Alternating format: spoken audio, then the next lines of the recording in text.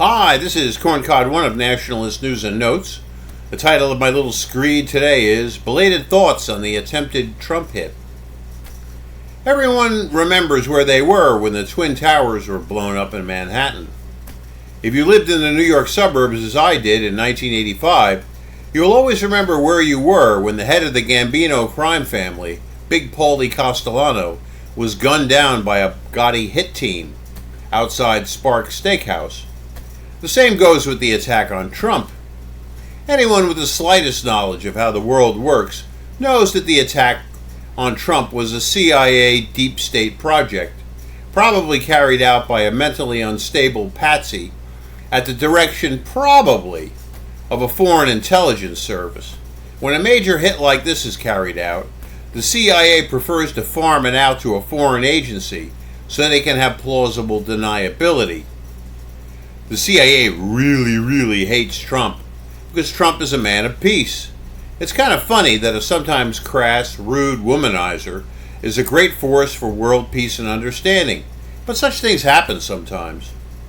In the agency, wars, conflicts, and military activity are their bread and butter.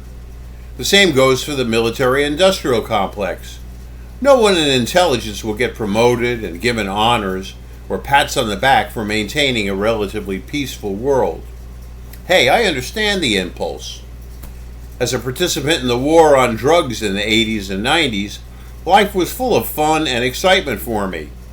I felt a great deal of professional pride when a renegade faction of one of the then largest motorcycle gangs in the country that was dealing drugs attempted to kill me. The hit was rescinded, but for a man of action and daring do, it was a badge of honor. The establishment, New World Order, Deep State, whatever you want to call it, regards Trump as an existential threat. I think they're being a tad paranoid. They were able to blunt most of his policies and programs during his one term in office. You see, the neoliberal world order is at a point where it'll brook no opposition. It has entered a kind of a feminine hysterical stage of its development, where any dissent from the narrative is opposed with full force. I'm grateful for Mr. Trump's stands on trade, immigration, and his America First foreign policy. I'm less enamored, of course, with his Zionism.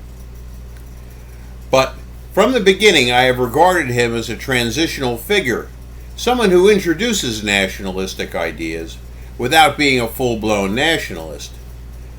This brave man will someday be considered a kind of John the Baptist figure. If nationalism triumphs in the U.S. someday, as I think it will, his name will always be remembered as a great pioneer. They will make another attempt on Trump, without a doubt, mainly because they seem to be failing in the lawfare project against the Orange Man. So Alex Jones think it'll either be poisoning or a truck bomb, and sadly I tend to agree with him. This is Corncod One of Nationalist News and Notes, signing off.